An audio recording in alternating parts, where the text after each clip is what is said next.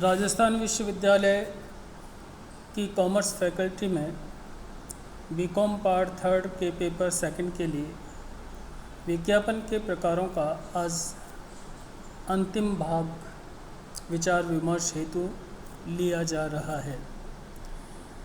आज हम विज्ञापन की प्रकृति के आधार पर विज्ञापन के प्रकारों का अध्ययन करेंगे। इसमें प्रथम है उत्पाद विज्ञापन या उत्पाद ब्रांड विज्ञापन। उत्पाद एक व्यापक शब्द है। उत्पाद में कोई भी मूर्त, स्पर्श करने योग्य, दर्शनीय माल,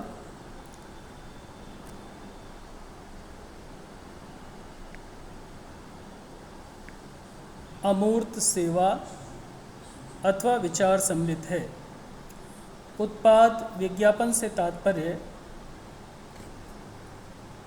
किसी भी ऐसे विज्ञापन से है जो किसी मूर्त अथवा अमूर्त उत्पाद के प्रति जागरूकता बढ़ाने एवं उसके प्रचलन तथा विक्रय में अभिवृद्धि के उद्देश्य से किया जाता है। अतः ब्रांड अथवा उत्पाद विज्ञापन से आशय किसी ऐसे विज्ञापन से है जो किसी विशिष्ट ब्रांड या उस ब्रांड के उत्पादों के प्रति जागरूकता उत्पन्न करने एवं उनके विक्रय में अभिवृद्धि करने के उद्देश्य से किया जाता है। यह दो प्रकार का हो सकता है: मूर्त ब्रांड विज्ञापन, मूर्त उत्पाद ब्रांड विज्ञापन, और अमूर्त माल, सेवा अथवा उत्पाद ब्रांड विज्ञापन। मूर्त माल या उत्पाद ब्रांड विज्ञापन जब किसी मूर्त, स्पर्शनीय या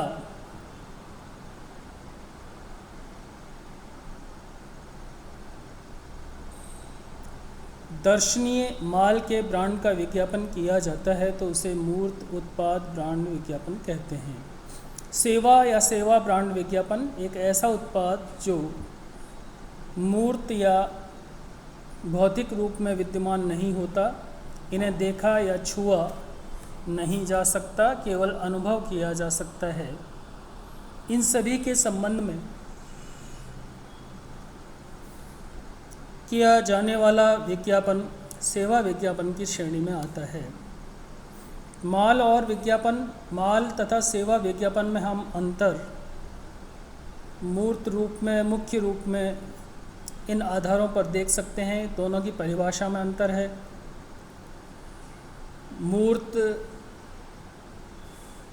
माल विज्ञापन वस्तु के गुण, सूचनाओं, उसके बारे में विचार करता है, और अमूर्त उत्पाद अर्थात सेवा विज्ञापन सेवाओं के संबंध में जानकारी देता है। अमूर्त उत्पाद को हम सेवा विज्ञापन से भी संबोधित कर देते हैं। इसी तरह से मूर्त विज्ञापन में शब्दों, चित्रों, ध्वनि आदि का उपयोग करते हैं, और सेवा विज्ञापन में प्राय ही चित्रों का उपयोग किया जाता है क्योंकि उसका कोई एक मूर्त रूप सामने नहीं होता। इसी तरह से क्रियात्मक प्रदर्शन, जो चीज़ देखी जा सकती है उसे समाचार पत्रों, टेलीविज़न इत्यादि पर दिखाया जा सकता है, लेकिन सेवा उत्पाद का वर्णन किया जाता है या नाटकीय प्रदर्शन किया जा सकता है। अपील माल, मूर्त माल के विज्ञापन में भावनात्मक और विवेकात्मक अपीलों का प्रयोग किया जाता है। सेवा विज्ञापन में भी भावनात्मक और विवेकपूर्ण अपीलों का प्रयोग हो सकता है, लेकिन बहुत सीमित अर्थ में, क्योंकि उसका कोई मूर्त रूप नहीं होता है, उसे हम केवल समझते हैं और महसूस करते हैं। इसी तरह से माध्यम के रूप में अंतर देखें तो मूर्त माल के विज्ञापन के लिए सभी तरह के माध्यमों का प्रयोग हम कर सकते हैं, जबकि सेवा विज्ञापनों के लिए समाचार पत्र, बाह्य और टीवी जैसे विज्ञापन उपयोगी सिद्ध हो सकते हैं। आकार में अंतर आ जाता है, उपयोग के प्रकार में अंतर आता है, और प्रभाव में अंतर आता है। इसके बाद में हम विज्ञापन के प्रकारों को फिर से लेते हैं। संस्थागत या विभागीय विज्ञापन। विभागीय विज्ञापन से तात्पर्य ऐसे विज्ञापन से है जो किसी संस्था या कंपनी की जन सामान्य में छवि, ख्याति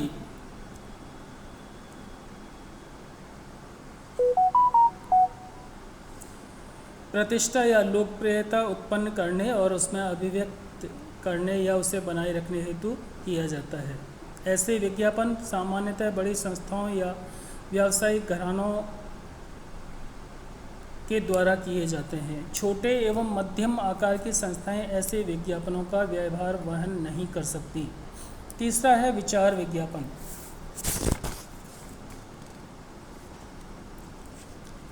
जो विज्ञापन जन समूह के अथवा राष्ट्रीय महत्व के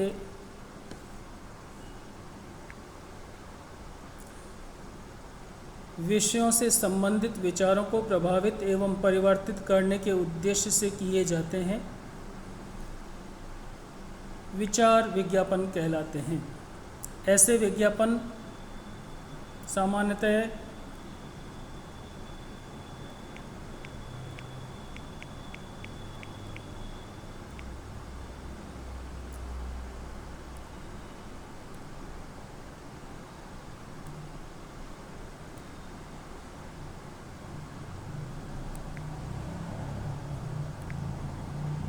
पर्यावरण, प्रदूषण, प्राकृतिक संसाधनों, मानवीय अधिकारों,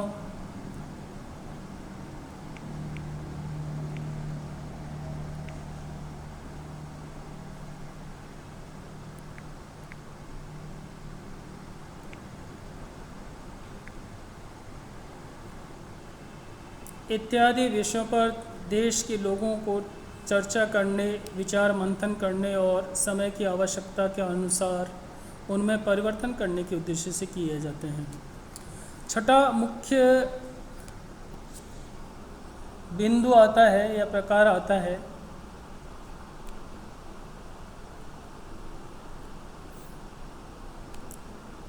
उत्पाद जीवन चक्र के आधार पर विज्ञापन का वर्गीकरण।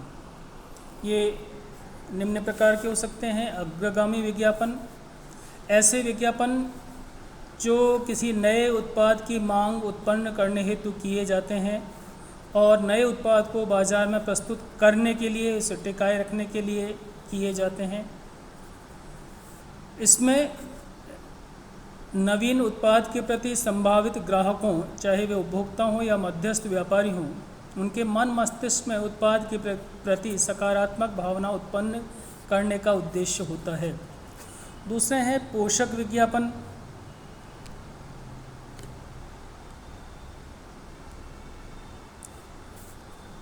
जब किसी विद्यमान उत्पाद की मांग को निरंतर बनाए रखने हेतु विज्ञापन किया जाता है तो उसे पोषक विज्ञापन कहते हैं। ऐसे विज्ञापन को प्रतिधारक या स्मरण कारक भी कहते हैं। तीसरे हैं आकर्षी या खींच विज्ञापन। ऐसे विज्ञापन जो ग्राहकों को माल क्रय करने हेतु आकर्षित करते हैं, प्रेरित करते हैं और ग्राहकों को खींच कर ले आते हैं, आकर्षी विज्ञापन कहलाते हैं। चौथा है धक्का या प्रोत्साहन विज्ञापन। जो विज्ञापन मध्यस्थों, थोक एवं फुटकर व्यापारियों को माल का संग्रह रखने एवं उसके विक्रय हेतु प्रयास करने के लिए प्रोत्साहित करते हैं, वे धक्का या प्रोत्साहन विज्ञापन कहलाते हैं।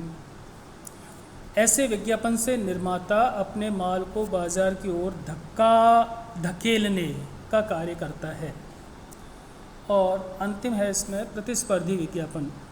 वह विज्ञापन जो किसी विज्ञापक के उत्पाद या ब्रांड की प्रतिस्पर्धी क्षमता को प्रदर्शित करने और प्रतिस्पर्धी निर्माताओं के उत्पाद या ब्रांडों से बेहतर सिद्ध करने के उद्देश्य से किए जाते हैं, प्रतिस्पर्धी विज्ञापन कहलाते हैं।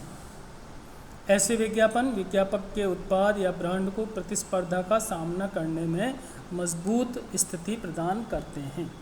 तो ये थे विज्ञापन के वर्गीकरण या प्रकार। अगले अंक में नए शीर्षक पर विचार करेंगे। धन्यवाद।